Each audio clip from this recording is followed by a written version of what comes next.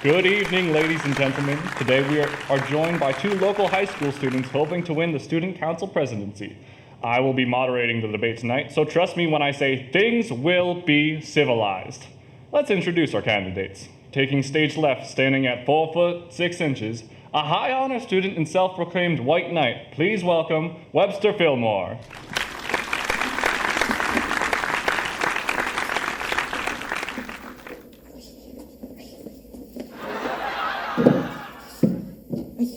Greetings, students and teachers of the lovely Harrington High. And taking stage right, standing at 6 foot 0 inches, the captain of the rugby team and lover of my mother, wait a second. Oh, very funny. Please welcome Blake S. Grant. Hey, all right, touchdown, yeah! All right, let's make this quick. Coach needs me for drills in 20 minutes. How about we just hand over the reward right now, okay? Oh, Blake, there is no reward to be won. Simply the preservation of democracy in this fine educational facility. Hey, whatever it is, I want to win it, okay? Let's begin with the opening statements. Mr. Fillmore, you have 2 minutes. The clock starts when I get it out and start it. Hold on. Okay, go. I would like to begin by addressing the dividedness of the school. We have the nerds, the jocks, the cheerleaders, and the teachers. I do not see colors of skin, for I am colorblind. I am also lactose intolerant and allergic to most cotton fabrics. I may have a GPA of 6,004, which seems impossible, unless you're me. I may be what many consider to be a teacher's pet, but this does not mean that I cannot represent every student's concerns regarding the future of the school system. With this in mind, I ask you, what other student could fill this position? One of integrity and responsibility. Certainly not this jokester. Talk about a snore fest. All right, listen up, kiddos. All I got is one opening statement. Look at me.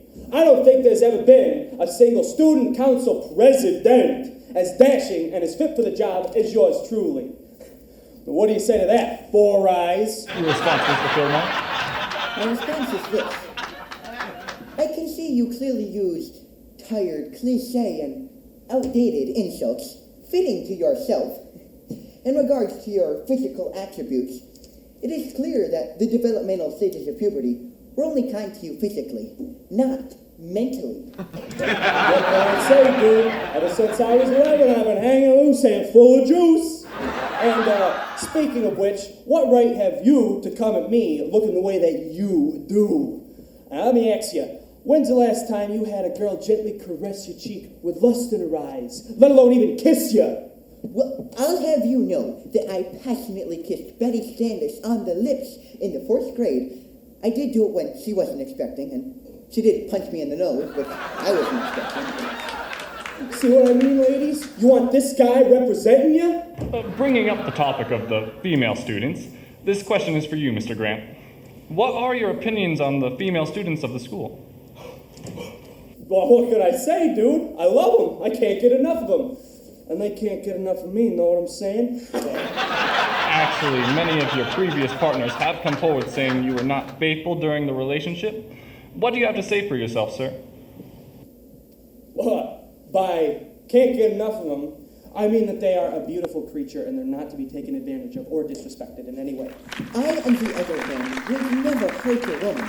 I am in the minority of male students who can look past a woman's exterior beauties to see the princess within. And Blake, despite what you may believe, I'm not desperate for female companionship. You remember Stacy Fredrickson, right? Yes, why? Well, I was talking to her today at lunch, and let me tell you something, dude. She thinks that you are really cute. She said that? Oh, my word. Wait, tell her that I'm single and that I don't want promises. Looking at the stars. Doesn't it suck when I'm right? You two-faced liar. I swear I were 2 feet tall. Gentlemen, please, let's go to the extracurricular activities. Webster, being the head of the mathematics club, language and literature club, chess club, D&D club, and Respect the Two Eyes club, what are your opinions on other extracurricular clubs?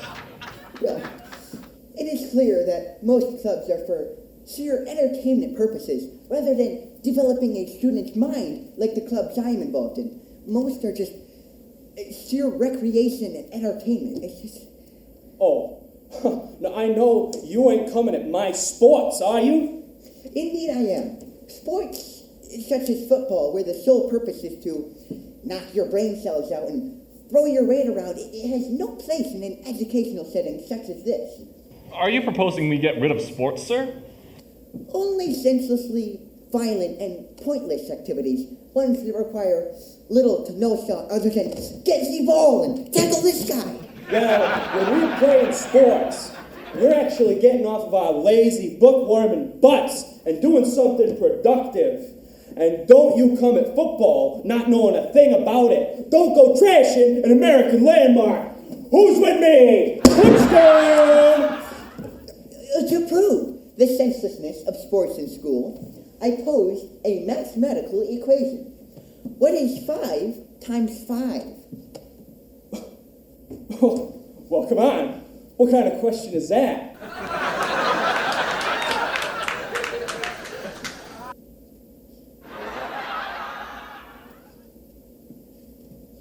25, dude, come on. Precisely correct. Now what is the square root of 25? Sir? Oh, these questions are rigged. Get out of here, man. Just one moment.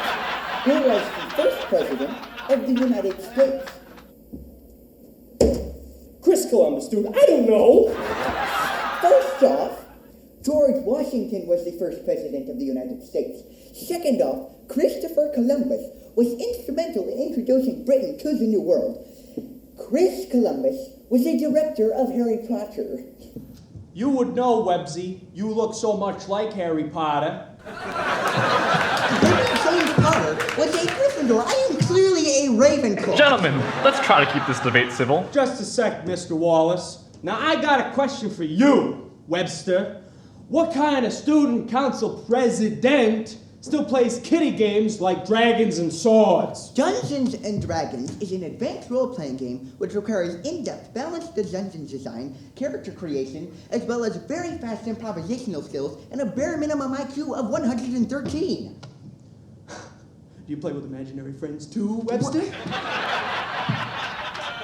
Clearly someone of your intellect, or lack thereof, lacks the complex techniques to playing such a game. You know, when you put it like that, I don't care. If only they made steroids for your brain. Oh wait, they do. They're called books. Gentlemen, please, this is getting out of hand. Can we get to the closing statements? Mr. Grant, we'll start with you. All right. Listen, very rarely will I get emotional, but this debate is very important to me. Look at me, look at him. Enough said. Okay.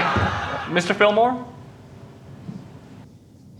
A wise man once said, "There is no try, only do." Whoever said this is not important. The fact of the matter is, I am trying to advance the minds of the good students of Harrington High, to mold their souls into a viable person.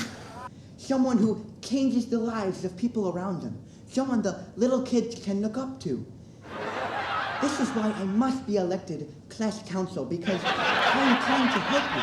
I'm trying to help the students, help people like Blake S. Grant, who is a truly despicable character. That is my closing statement, Mr. Wallace. Very good, gentlemen. I'd say that debate was a success. In a way, it was. You know, I think so too. And I'd like to give a quick shout out to my good friend Webster Fillmore for being such a good sport. Put it there, pal. Oi, what's that up there? Where?